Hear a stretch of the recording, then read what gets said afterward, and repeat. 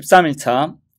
자, 13일차는 여러분들이 조금 이해했을 텐데 독해 4부분만 좀 정리가 되어 있습니다. 그 이유는 이제 우리가 순서대로 와서 독해 4부분 할 때가 되기도 했고요. 이 독해 4부분은 워낙 중요한 부분, 그러니까 6급에서 정말 여러분들이 실력을 내가 키웠는지 못 키웠는지 혹은 실력이 늘었는지 안 늘었는지를 확인할 수 있는 부분이 독해 4부분이에요. 그만큼 중요한 부분이기 때문에, 그리고 또 시간이 되게 많이 걸리는 부분이기도 하죠. 그렇죠? 그래서 오늘은 다른 것과 병행을 하면 좀 시간이 많이 부족하기 때문에 13일차는 제가 이렇게 독해 4부분만 책에다 배분을 해놓았습니다. 그걸 좀 이해하시면 좋겠고요.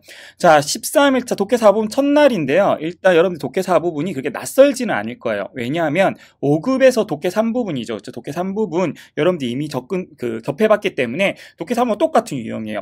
자, 잠시 이제 설명을 다시 한번 하자면, 이렇게 시험지가 있다 친 다음에 여기 이미지가 있어요. 그렇죠? 이미지는 보통 소재이기 때문에 여러분들 슬쩍 보시기만 하면 돼요. 그렇죠? 그리고 이제 지문이 쭉 있죠. 지문이 쭉 있고 문제가 4문제가 있어요. 그렇죠? 1번, 2번, 3번, 4번. 실제로는 81번부터 100번까지 있습니다. 그래서 4문제씩 있고요. 그다음에 몇 개의 지문이 있냐면 5개의 지문이 있어요. 그렇죠? 5개의 지문이 있기 때문에 결국에는 총 20문제.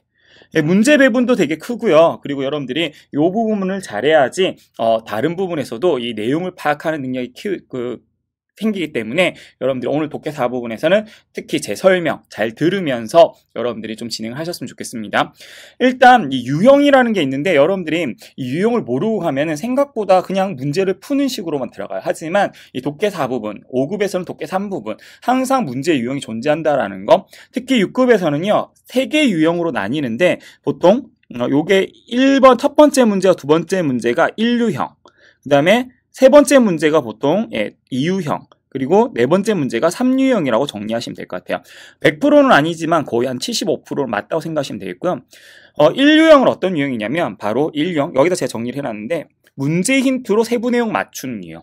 무슨 말이냐면 이 문제 1번의 문제를 질문을 보시면, 이 질문이라고 하죠. 그렇죠? 질문 이렇게 표시 많이 되어 있죠. 질문을 보시면 보통 이 큰 따옴표 한 거는 무슨 뜻인가? 밑줄 친 말은 무슨 뜻인가? 1단락은 1단락에서 이러이러한 내용은 무슨 말이야? 뭘 하기 때문인가? 원인이라든지 2단락은 왜 이러한 상황이 벌어지는가? 이런 식으로 그러니까 이러한 상황, 이렇게 된다. 이 밑줄 친 내용, 큰 따옴표 부분. 그러니까 이런 단어들을 힌트로 삼아서 이 지문으로 찾아가시면 되거든요. 그래서 문제 힌트가 있는 경우, 결국 이 1유형은 힌트를 준 경우가 되겠습니다.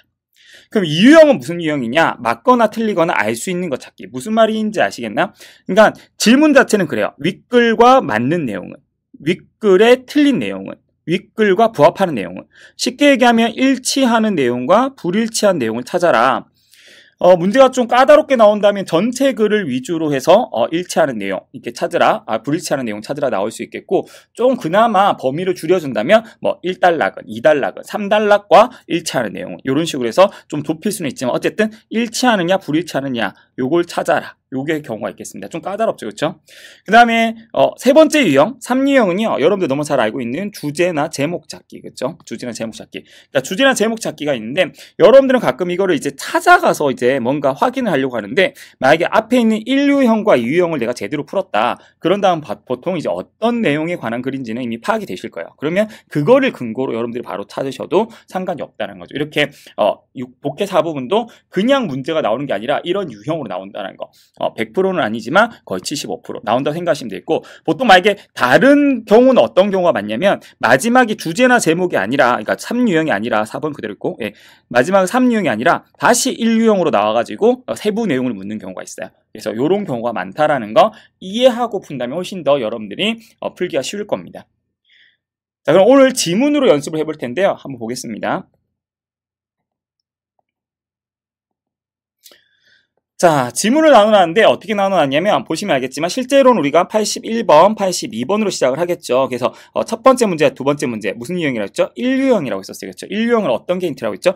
여기 지금 이 부분이 이미 힌트가 나왔다라는 거. 그럼 무슨 말이냐면, 이 차이용이란 사람이 치추에 칸 꽁지양 쏴창을 했는가? 요게 이제 힌트야. 그러면 이 내용이 있다라는 거죠, 지문에서. 그러면 이걸 찾아가시면 된다는 거. 82번도 마찬가지죠. 차용认为, 차용이 여기는 거예요. 뭐가? 비다오리 루추 즈 회. 그러면 비다오리에서 루추 되는 게, 즈가 루추 되는 게 뭐 한다라고 여기는가? 그러니까 이 부분이 있다라는 거죠. 아직 해석은 일부러 안 했어요. 이 부분이 있다라는 거죠. 그러면 여러분들과 저와 다른 점은 또 뭐냐? 여러분들이 이렇게 힌트인 건 알아요. 이 부분 힌트인 거 알아서 찾아간단 말이에요. 찾아가서 그 다음 뭐 하는 거죠? 여러분들은 보기와 대조를 하는데 저는 좀 반대로 어떻게 하냐면 먼저 찾아가는 게 아니라 어차피 보기 중에 뭐가 있어요? 답이 있단 말이에요. 이 4개의 보기 중에서 분명히 이 A, B, C, D. 그러면 4개의 보기를 일단 적용을 시켜 본 다음에 그것과 관련된 부분을 저는 찾는 게 올바른 문제 푸는 방식이 아닌가라고 생각을 합니다. 그래서 A를 보시면 찐도 공지양 깐호이라고 써요. 공지양이 뭐냐면 우리 보통 장인이라고 하죠. 어떤 한 방면의 장인, 오래 일하고 거기에서 기술 그리고 인정을 받은 사람들. 그래서 공지양이 깐호 이 장인들이 나오나 봐요. 이 장인들이 일하는 걸 감독한다.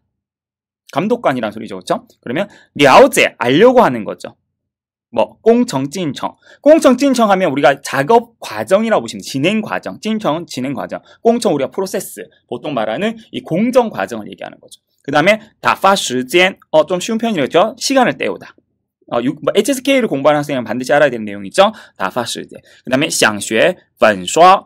粉이 뭔지 몰라 상관없어요. 刷가 있으니까 얘가 금방 뭐 벽 칠하는 거 내용이 나왔거든요. 刷창이 나왔거든요. 그러니까 이 벽 칠하는 거, 칠하는 것을 배우고 싶어서. 그럼 이제 아까 힌트, 아까 제가 해석을 안 했는데 이번 해석을 한번 해볼게요. 차이용이라는 건 사람이라는 건 말고 있으면 되지 이 사람이 누군지 몰라도 상관없어요. 차이용이起初 처음에 왜 야옥한 보려고 했는가? 공지양 刷墙. 공지양이 이 벽을 칠하는 걸 왜 보려고 했는가? 왜? 그 또 전제 조건은 처음이에요. 처음에. 그러면은 그게 이유가 뭐다? 일하는 사람들, 그 장인들이 일하는 걸 감독하려고. 진행 과정을 알려고, 시간을 때우려고, 그리고 칠하는 걸 배우고 싶어서.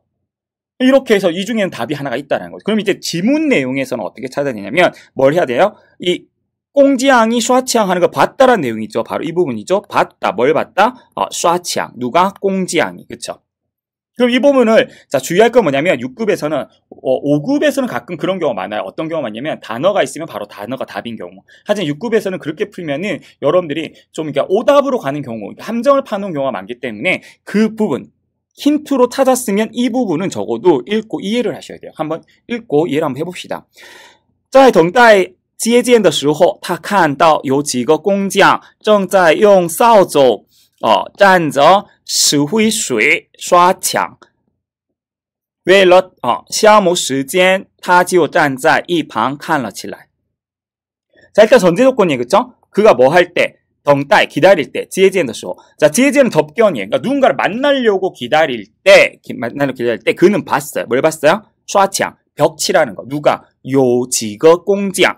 몇 명의 장인들이. 자, 오늘은 이 벽을 칠하는 장인이기 때문에 제가 도장공이라고 했어요. 이 벽 칠하는 거 도장이라고 하거든요. 그래서 이 몇 명의 도장공이 정자 용 싸워줘. 자, 싸워줘 하면 무슨 뜻이냐면 바로 빗자루로 예, 우리가 다 싸워 할 때는 비지를 하다라고 할 때는 이제 다 싸우라고 하는데 우리가 이제 빗자루라고 할 때는 싸워줘라고 해요. 그래서 싸워줘로 짠저 예, 묻혀서 뭘 묻혀서? 스후이수이 석회수를 묻혀서 벽에 칠하는 걸 보고 있었다는 거죠. 여기서는 이제 전제 조건은 나왔지만 목적은 나왔어요? 안 나왔어요? 안 나왔어요. 근데 뒤에를 봤더니 웨일러 시아모 시간. 자, 웨일러 하면 무조건 뒤에 뭐가 나오죠? 목적이 나온단 말이에요. 아까 질문에 웨이 시험만 있었잖아요. 왜라고 물으면 대답은 뭐뭐 때문에라는 인웨이를 찾거나 보통 아니면 뭐뭐를 위해서라는 웨일러를 찾는 게 기본이죠. 그럼 벌써 이제 답이 나온 것 같아요. 요거 하기 위해서.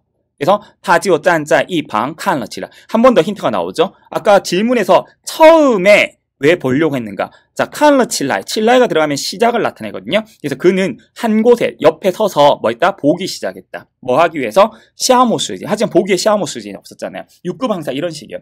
같은 단어를 쓰는 경우도 많긴 하지만 보통 같은 표현을 쓰는 경우가 많아요. 여기서 뭐가 있었죠? 시아모는 딱 봐도 시아 없애다, 뭐 갈다, 시간. 그러니까 시간은 갈아서 없애다. 즉 시간을 때우다는 뜻이거든요. 그래서 다파 수젠과 같은 뜻이 되겠습니다. 그래서 정답은 이미 C가 나온 거죠. 한 문제 더 볼게요.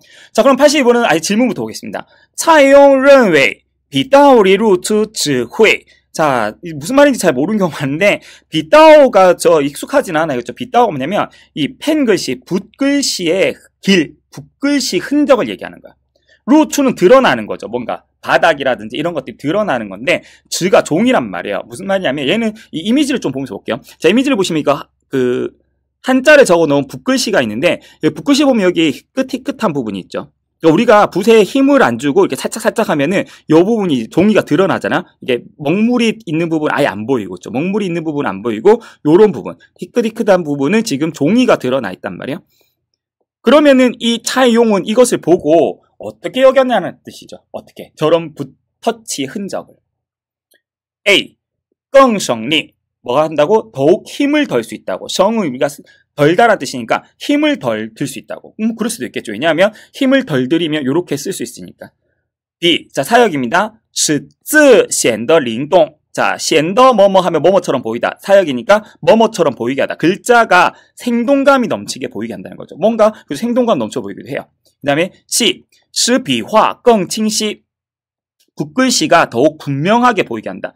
자, 요거는 좀 벌써 물론 이제 지문에서 내용을 찾아야 되겠지만 딱 이 그림이 만약에 진짜 소재라면 아닌 것 같아요. 왜냐하면 지금 이렇게 희끗희끗한 부분은 글자가 정확하게 안 보이거든요. 그렇죠? 그렇기 때문에 얘는 아닐 것 같긴 한데 일단 그렇게 해석을 하고 D는 제위의 모수이, 모수야 먹물이죠. 먹물을 절약하죠. 이건 확실히 먹물이 덜 들어가긴 해요. 그렇죠? 그래서 이런 내용들이 있다. 그러면 이 넷 중에 하나가 답이라는 거예요. 차이용은 저렇게 글자를 쓰는 것들은 이 힘을 덜게 하느냐, 더 생동감 넘치게 보이게 하느냐, 글자가 더 또렷하게 보이게 하느냐, 먹물을 줄일 수 있다고 여기느냐. 그럼 빨리 이 차이용의 생각을 찾으셔야 돼요.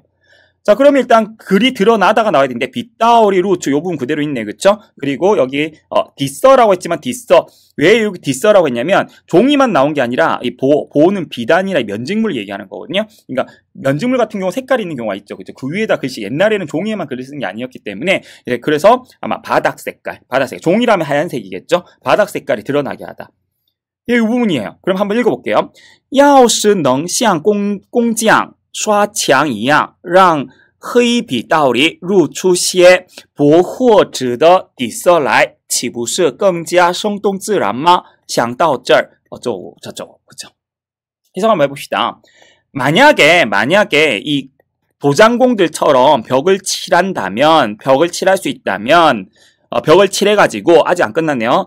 칠해서 뭐 할 수 있다면 让黑笔道이 검은색 붓글씨 자국으로 하여금 루트 드러나게 한다면 이 면직물 비단이라든지 종이에 바닥 색깔이 드러나게 한다면 岂不是什么什么吗? 자, 6급에서 잘 나오는 단어 치는 어찌란 뜻이에요. 6급에서 특히 옛날 이야기 잘 나오는 글자예요. 외워두시면 좋겠습니다. 그래서 뭐뭐지 않습니까? 란 말은 반어법이에요.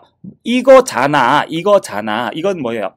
更加生动自然 더욱 생동감 넘치고 자연스럽다는 거죠. 다시 한번 정리하겠습니다. 이렇게 검은색 이렇게 우리 도장공들이 아까 석회수를 이 벽에 칠한 것처럼 막 칠하면 글씨를 쓰면 여기 있는 지금 이미지처럼 글씨를 쓰면 이 검은색 글자에서 이 흰색 부분들이 드러나게 되는데 이러면 좀 더 자연스럽고 생동감 넘치지 않느냐 여기까지 생각했다라고 했어요. 그러면 이 보기에 답이 뭐겠어요? 성동쯔란이란 말은 없지만 그 단어로 같은 의미의 단어 링동을 썼죠. 글자가 더욱 머무하게 보인다, 생동감 넘치게 보이게 한다라는 다른 표현을 썼다라는 거죠. 이해가시나요? 그래서 1유형은 일단 이 질문에서 이 두 개의 질문에서 힌트가 나왔고요. 중요한 건 저는 어떻게 갔죠? 바로 찾아가서 A, B, C, D를 확인하는 게 아니라 A, B, C, D 중에는 답이 있으니까 이 중에 이것을 파악한 다음에 그 내용을 설명하는 부분이 보이면 바로 답으로 찍었다라는 거 여러분들 기억을 하시면 되겠습니다. 자, 두 번째 유형 가보시죠.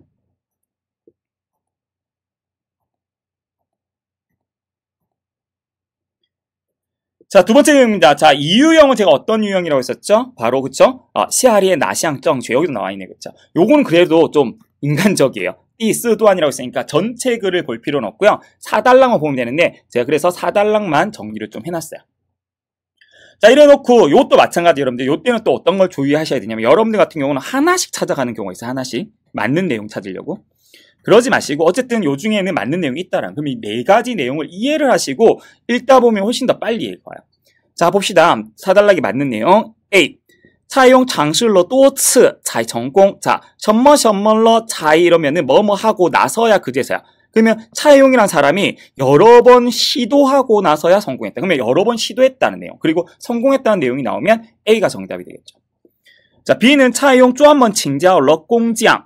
자, 칭자오라는 단어는 가르침을 청하다는 뜻이에요. 그래서 차이용이 특별히 이 꽁지 아까 도장공들에게 가르침을 청했다는 내용이 나오면 B가 정답이 되겠죠.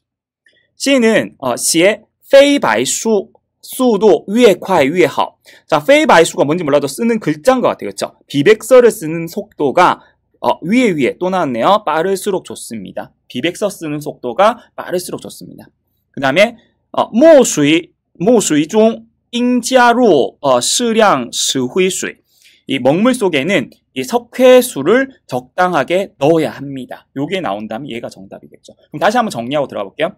일단 여러 번 시도하고 나서 성공했는지 뭔지 몰라도, 그 다음에 두 번째는 꽁지양에게 가르침을 청했는지, 세 번째는 페이바이슈라는 걸 쓰는데 빠를수록 좋은지, 마지막은 모수이, 먹물에다가 이 스후이수이를 적당히 넣어야 되는 건지 보시면 되는데, 자, 여러분들이 이제 또 이제 하나의 난제는 뭐냐면, 이렇게 단락 전체를 보러 가실 때 이걸 또 다 읽으려고 하시는 분이 있어요. 하지만 우리에겐 시간이 많지가 않아요. 왜냐하면 우리가 이 독해 부분은 50문제에 50분이기 때문에 한 문제당 1분이 주어진단 말이죠. 물론 독해 4부분 같은 경우는 여러분들 딴 부분에서 시간을 좀 남긴다면 1분 30초까지도 시간이 확보할 수는 있지만 이 내용을 1분 30초 안에 다 확인하고 문제까지 푼다는 거 무리가 있다는 거죠. 그러면 빨리 눈으로 쫓아가면서 내가 봐야 될 부분을 여러분들이 딱 스톱을 해야 되는데, 쭉 가다 보면 항상 우리가 핵심이 되는 부분, 이런 딴, 인외, 쫑야오 이런 식이죠. 그러면 딴이 나왔으니까 일단 이 부분을 볼게요. 왜냐면 여기까지는 뭐 여러 번 시도했다라든지 속도라든지 아니면은 가르치면 칭자오라든지 수양이라는 내용이 안 나왔단 말이죠. 그러면 쭉 그냥 보는 거예요. 눈으로. 해석을 하려고 하지 말고 쭉 눈으로 그런 내용이 있는지 없는지 쭉 가다가 딴, 타하오부 치네. 자, 치네는 이제 6급에서 등장하는 단어죠. 우리가 의기소침하다, 낙담한 뜻인데 조금 더 의기소침하지 않았대요. 무슨 내용인지 몰라도 앞에 있는 상황에도 불구하고 조금 더 의기소침하지 않았어요. 자, 이제 읽어갑니다. 经过一段时间的反复练习最终采用掌握了. 자, 여기서 最终이라는 최종적인 결과가 나왔단 말이에요. 그리고 타이용이 장어는 습득하다는 뜻이죠. 그냥 여기 있는 내용이 너무 어려우니까 마지막 목적으로 갔더니 펀춘, 정도, 어떤 정도를 습득했어요. 요까지 뭐 보면 적당한 양이란 요게 이제 의의가 하는데, 앞에 뭐라고 했냐면 찡구어가 나오면 어떤 경과 과정이 나오죠. 어떤 과정을 거쳐서 이 또한 시즌더 반푸리엔시, 반복적인 연습을 통해 결국에는 습득하고 장악했다라고 했죠.